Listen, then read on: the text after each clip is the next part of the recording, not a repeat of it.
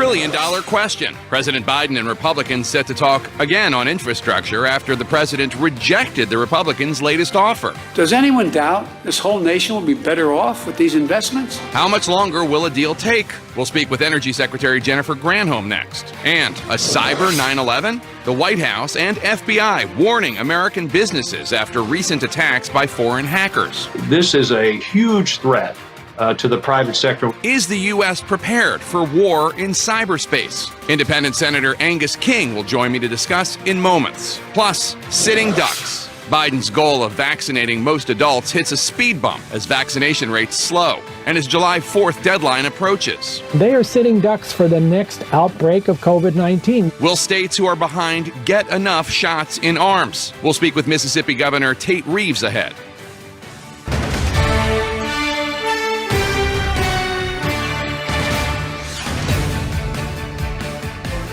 Hello, I'm Jake Tapper in Washington, where the State of our Union is stuck in construction traffic. Tomorrow, President Biden is set to talk again with the chief Republican negotiator on infrastructure, West Virginia Senator Shelley Moore Capito. But the bridge between Republicans and the White House is proving difficult to cross. President Biden has rejected the Republicans' latest counteroffer on Friday to rebuild the nation's roads and bridges, and the sides are still about $700 billion in new spending apart on a deal, with no agreement on how to pay for it.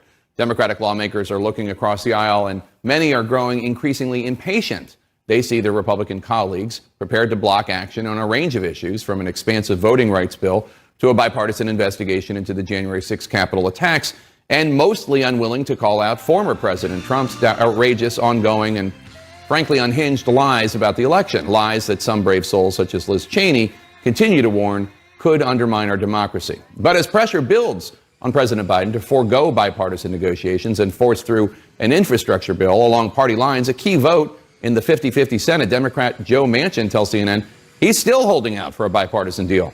Joining us now, Energy Secretary Jennifer Granholm, who's part of this team negotiating any sort of deal. Secretary Granholm, good to see you. Thanks so much for joining us.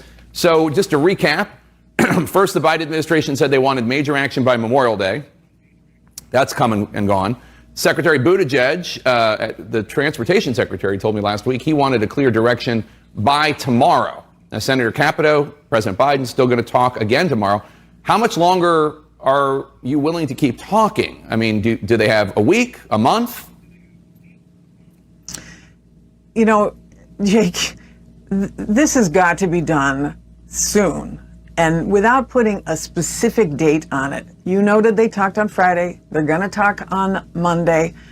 The thing is, it's just a bit perplexing why the Republicans haven't moved further on critical pieces. And I'll just say this, in my world, in the energy space, Republicans have pushed for pieces of the energy infrastructure that the president had put into the American Jobs Plan that are not in their counteroffer. For example, they've been talking about investing in the transmission grid. That's infrastructure, both making it more resilient, making it cyber-proof, expanding capacity.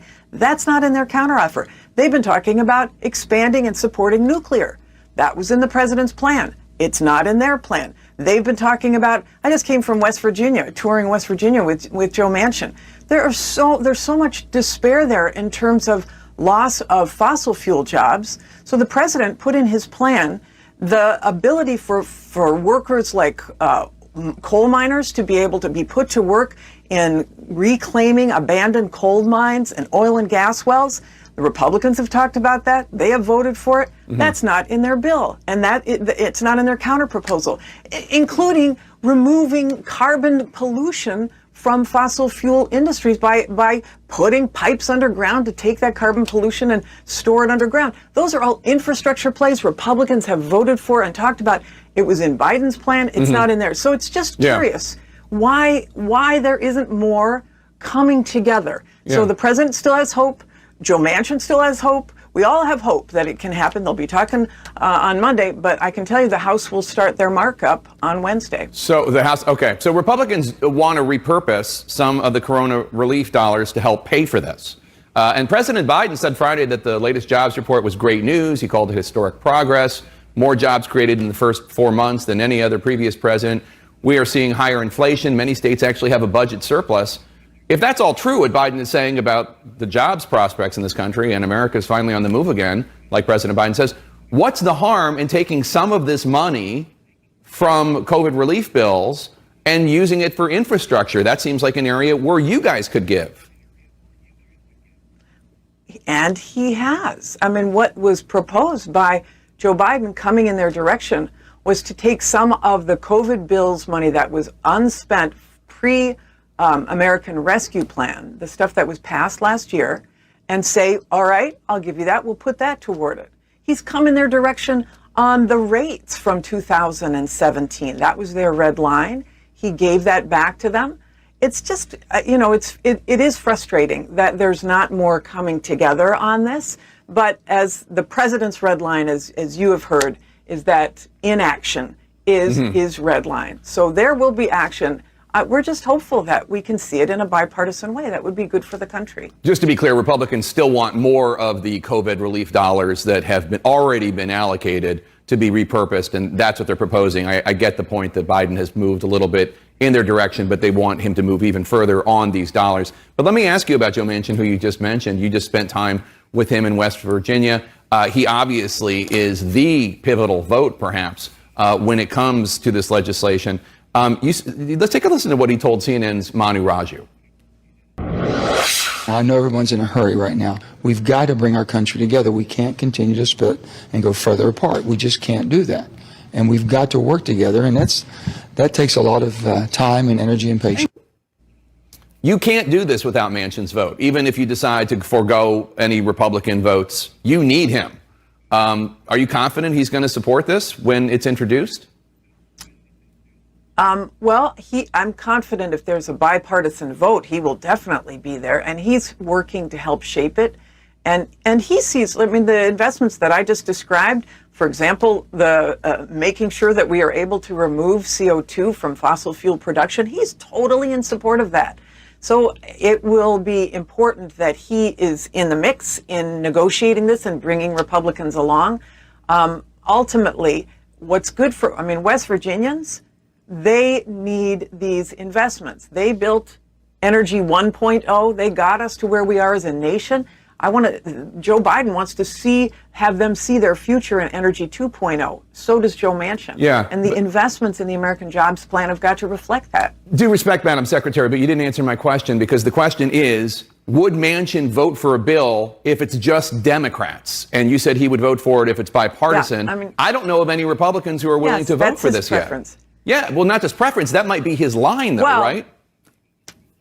Right, of course that's his line, and you'll have to ask him about where his ultimate bottom line is. But I know that he sees the faces of people who need these investments too.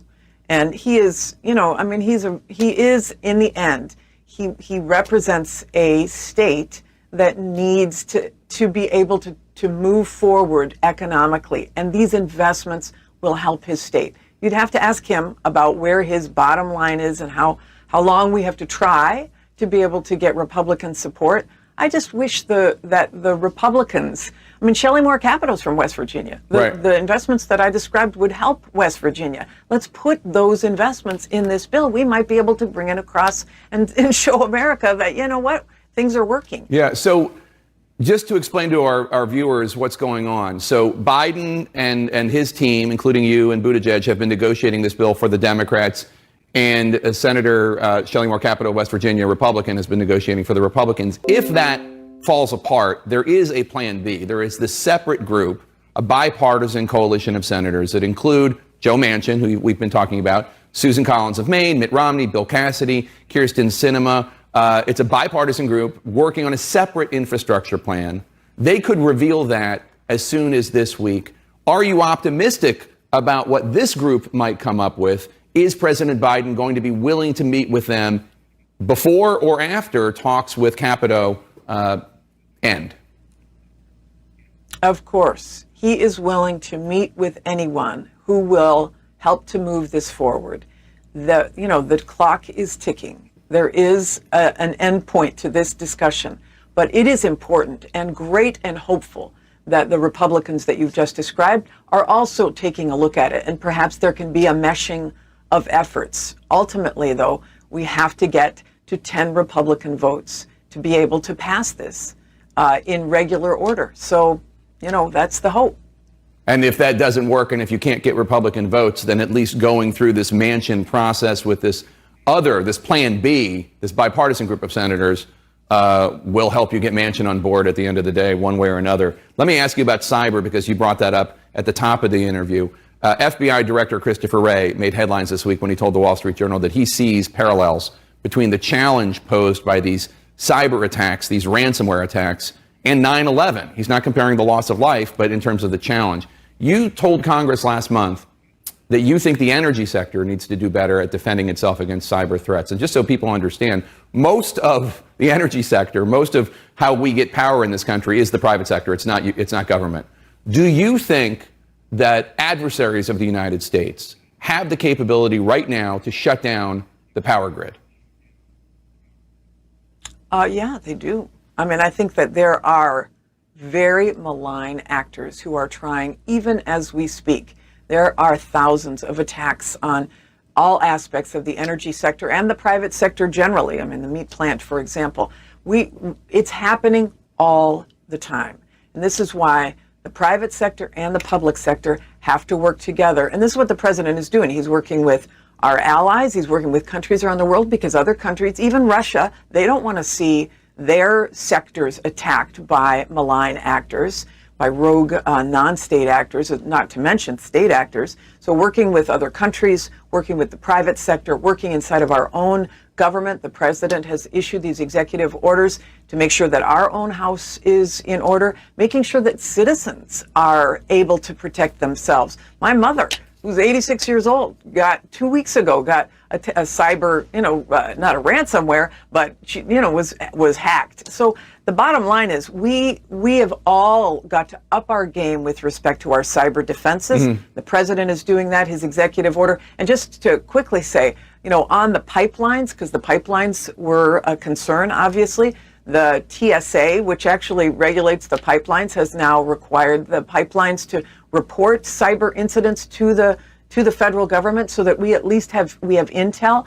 But the bottom line is, people, whether you're private sector, public sector, whatever, you shouldn't be paying ransomware attacks, because it only encourages the bad guys. Yeah, and I heard from Republican John Negroponte, the former director of national intelligence under President Bush. He thinks that there's going to have to be legislation at some point to compel private industry to work with the government more on these issues, because so far the volunteer system, in his view, is not working.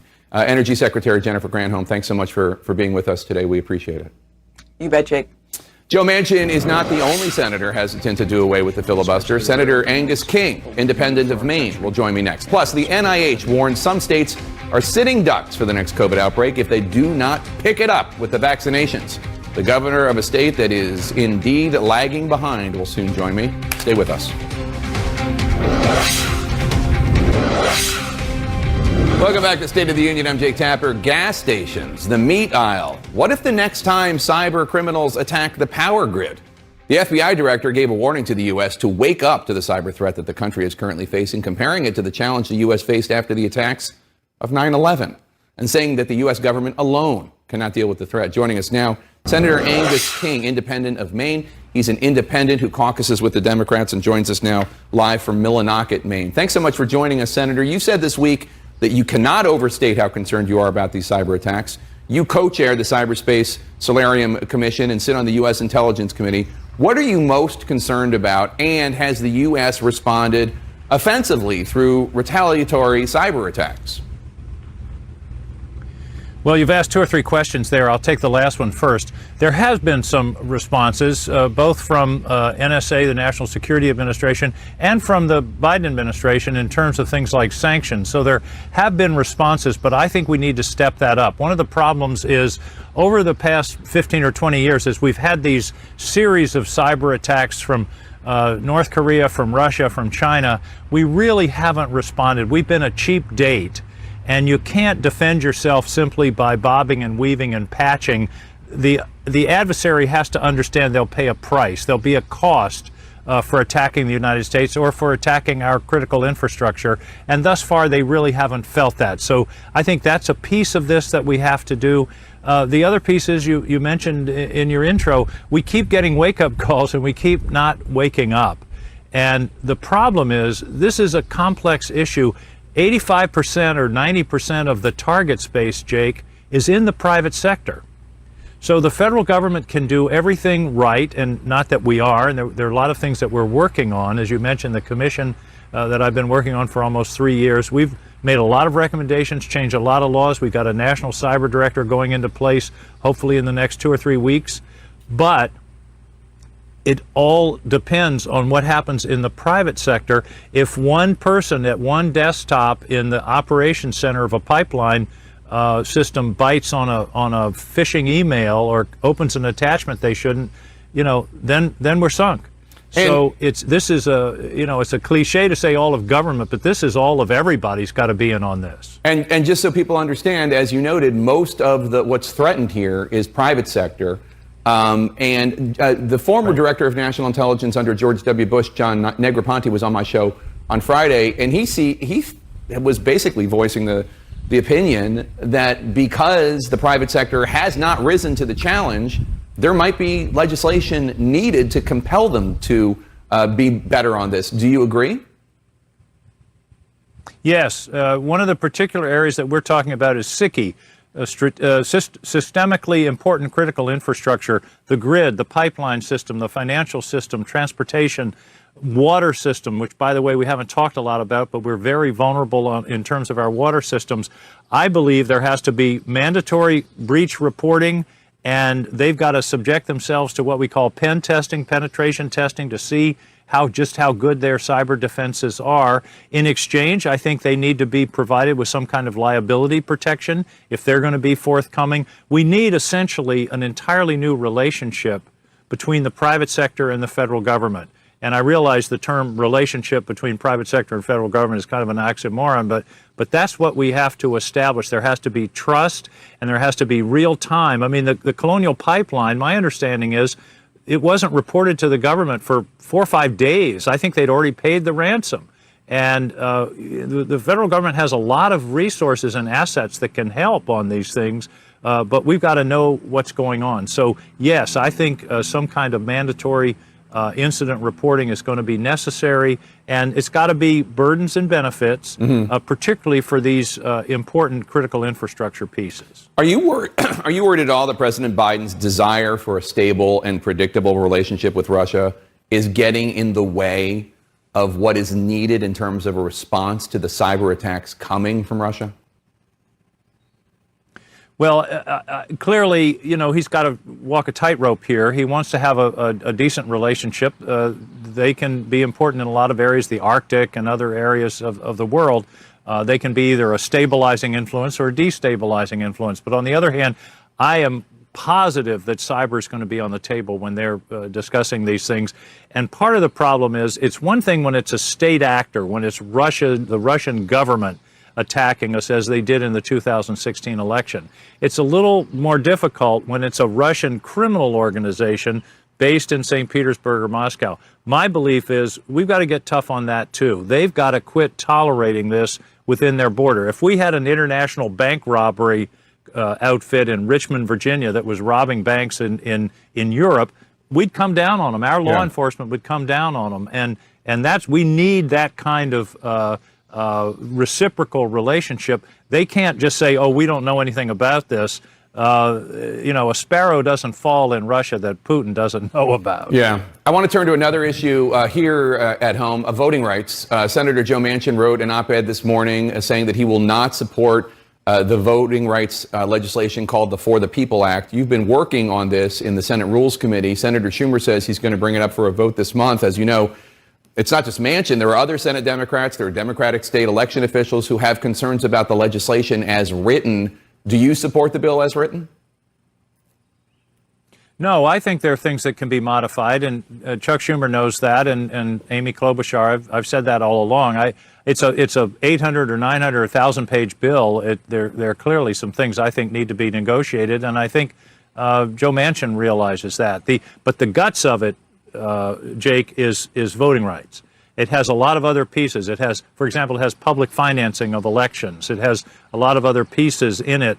But the important part for me is protecting voting rights, and I think that that's becoming more urgent by the day based upon what's going on around in the states. And Jake, there's an important point here. There are two things going on with voting rights. One's getting a lot of publicity, the other not so much. The publicity is about things like limiting absentee ballots and the early voting and all of those kinds of things. The other piece, though, Jake, that isn't being talked about is a lot of states are considering changes that the legislature could essentially overturn the results of an election in their state. Remember, Raffensperger stood up in Georgia and said, no, we've certified these elections. The governor certified them. We're worried that, or I'm worried, that they're going to turn that over and say, okay, a Republican legislature can say, we think there was fraud in Fulton County and therefore we're going to certify a different set of electors. That's really dangerous, and that didn't happen in 20, but it could. So voting rights is critical, and I don't know, I haven't talked to Joe about it in particular. My belief is we've really got to focus on what the most crucial issue is, which is protecting democracy. There's a lot of legislation that has been stalled in the 50-50 Senate. In March, you wrote that the fate of the filibuster and whether or not the Senate will continue to require 60 votes to proceed to debate, the fate of it depends on whether or not you believe Republicans negotiate in good faith or are just obstructionists. What are they doing today? Are they negotiating in good faith? Do you support eliminating the filibuster? Well, it's kind of schizophrenic. We've been negotiating in good faith for about 2 months on this competitiveness bill, the competitiveness and innovation bill that's designed to help us compete with China. That's been entirely bipartisan. It sort of stalled right before we left town last week. Hopefully, we're going to be able to finalize that. That's a good example of how we can work together. But, I was thinking about that bill. If the bill had Joe Biden's name on it, we wouldn't even be talking about it, I don't think. I mean, that's sort of where we've gotten. This bill bubbled up. It started with Chuck Schumer and Todd Young, Republican of Indiana, in the Senate gym, and it came up spontaneously, which is the way things are supposed to work, through committees, through regular order, with a lot of amendments. But then on other areas, it's been, as you say, it's been pretty well stalled. I think the infrastructure bill is a good test. Because listen, there's not a lot of policy there. This is just numbers. Right. It's helping the country, and we ought to be able to find a resolution on that. If we can't, that spells trouble. So we're out of time, but just to get a yes or no, it sounds like you are not in a place where you are ready to get rid of the filibuster yet. Not in general. I'm very reluctant about it, but if it comes down to voting rights and the rights of Americans to go to the polls and select their leaders versus the filibuster, I'll choose democracy. All right, Senator Angus King, independent of Maine, thank you so much for joining us. Really appreciate it. Some states are on pace to miss President Biden's July 4th vaccination goal by a country mile. So why are so many Americans still so hesitant? We'll talk to the Republican governor of Mississippi next. Stay with us. Welcome back to State of the Union. I'm Jake Tapper. Call it a COVID-era Boilermaker. Have a shot and a beer. The White House going to great lengths to reach President Biden's goal of getting at least one vaccine dose in 70% of American adults by the 4th of July. Even partnering with Anheuser-Busch, offering free beers if the country hits that number. But some states are certainly not currently on track to hit that goal. And joining me now, the governor of one of them, Republican governor of Mississippi, Tate Reeves. Governor Reeves, thanks so much for joining us. As I don't need to tell you, I'm sure Mississippi is dead last in the U.S. right now when it comes to vaccinations. According to your state's data, only 30% of Mississippi residents are fully vaccinated. Fewer than half of adults have received at least one dose. So it does not look like you're going to meet President Biden's goal of 70% of adults at least partially vaccinated by Independence Day. Why is Mississippi so far behind the rest of the country? Well, first of all, thanks for having me on, Jake. It's always a pleasure to come on and talk to you about these very important issues. Let me begin by saying that I believe that the vaccine works. I believe it's safe. I believe it's effective. I took my first dose in January, as did my wife on TV live, and have encouraged Mississippians to do the same. But I also want to point out, Jake, that what President Biden's goals for July 4th or otherwise are arbitrary, to say the least. But here's the reality.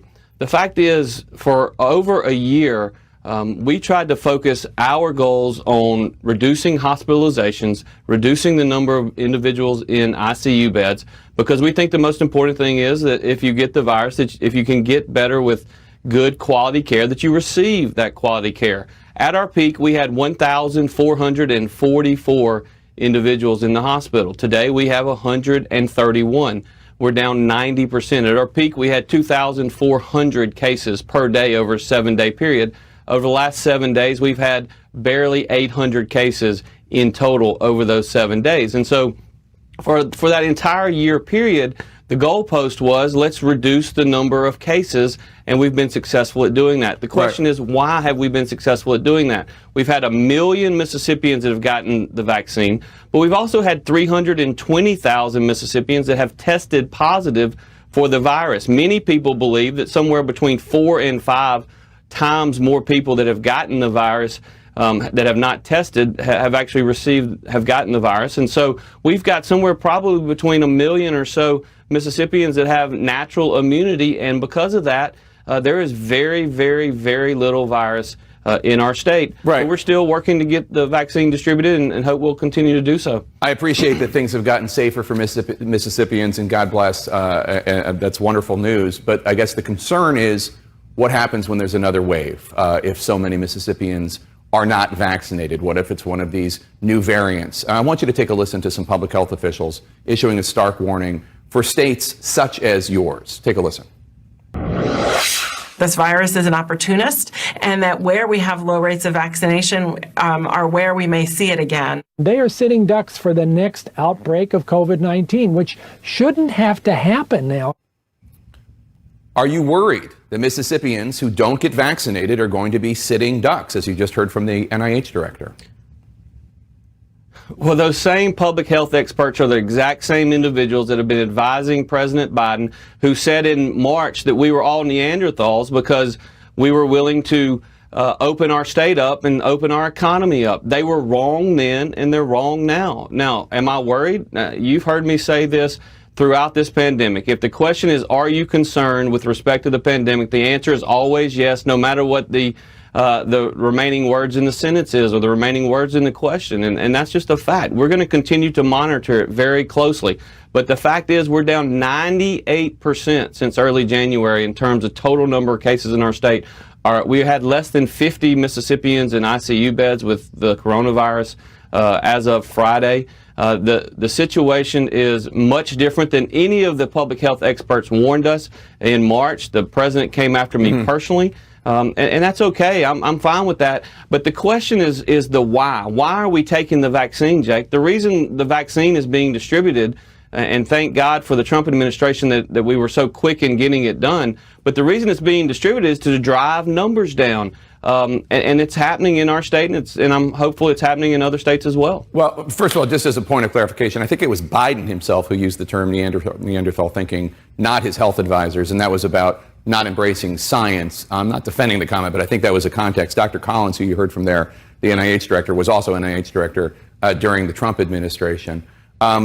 I guess just the point is, you seem to be arguing two things. You seem to be arguing everybody should get vaccinated, and yet it's not that big a deal that not everybody's getting vaccinated, and those seem to be in conflict. You would argue, you would agree that Mississippians watching right now should go get vaccinated, yes? I would absolutely agree, Jake. I think that all Mississippians and all Americans should go get vaccinated because I think it's safe, I think it's effective, and I think it's one way to continue to drive down the numbers. But I also, Jake, and this is where I differ from the Biden administration. This is where I differ from you and so many other people. It's not just about numbers. Individuals can make their own decision, Jake. Individuals can make their own decision as to how to protect themselves and their families. Government's role here is to make the vaccine available, to make it easily accessible for Americans, to make it easily accessible for Mississippians. We've done that in our state. We've done that in many other states around the country. And now I encourage my fellow Mississippians to go get vaccinated. But that's an individual choice, and we've got to get out of this idea that central government in Washington, D.C. knows best on all decisions, and that's the view of the Biden administration and so many others in the far left. I'm not really quite sure what you think. I disagree with what you just said. I don't support mandatorily vaccinating people. I just think that you're contradicting yourself. But let's move on because there's a couple other very important issues that have to do with Mississippi. The U.S. Supreme Court is going to hear arguments next term regarding a Mississippi law which bans abortions after 15 weeks, no exceptions for rape or incest. Is it your hope that the Supreme Court will use this law, which you support, as a vehicle for overturning or undermining Roe versus Wade? Well, Jake, let me just tell you that for people such as myself that are pro-life, I believe that the Supreme Court made a mistake in the 1970s. But that's not the issue at stake that is before the court, hopefully when the arguments are heard sometime in the fall. The question that is before the court, and this is something that you mentioned earlier, and that's with respect to understanding and appreciating and respecting science.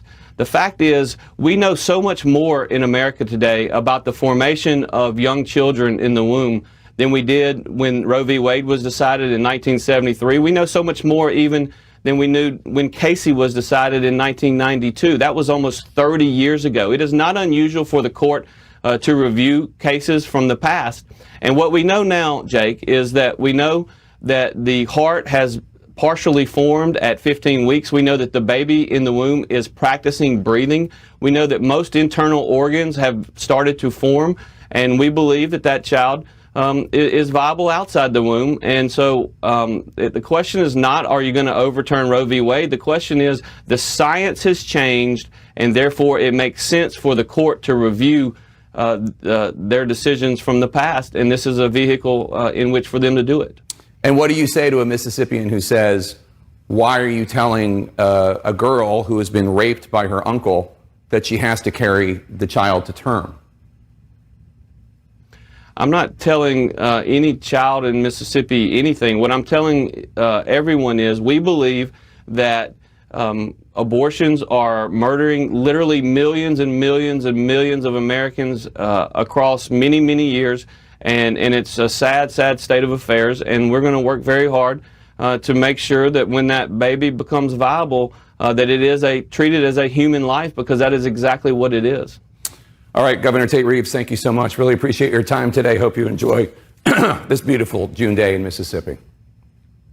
Former Vice President Mike Pence is fueling speculation about 2024, hitting a Republican fundraiser in New Hampshire this week, where he did something kind of unusual for him. He acknowledged that he and his former boss, President Donald Trump, disagree on an issue. You know, President Trump and I have spoken many times since we left office. And I don't know if we'll ever see eye to eye on that day. But I will always be proud of what we accomplished for the American people over the last 4 years. That day that they don't see eye to eye on is the January 6th Capitol insurrection, an insurrection incited by Trump through months of lying about the election, and specifically lying about what Mike Pence could do about the election. Trump wanted Pence to overturn the fair democratic election. Of course, our founding fathers did not bestow upon the office of vice president such powers. So the rabid crowd, one of whose members had constructed a noose near the Capitol, well, they started calling for Vice President Mike Pence to be lynched.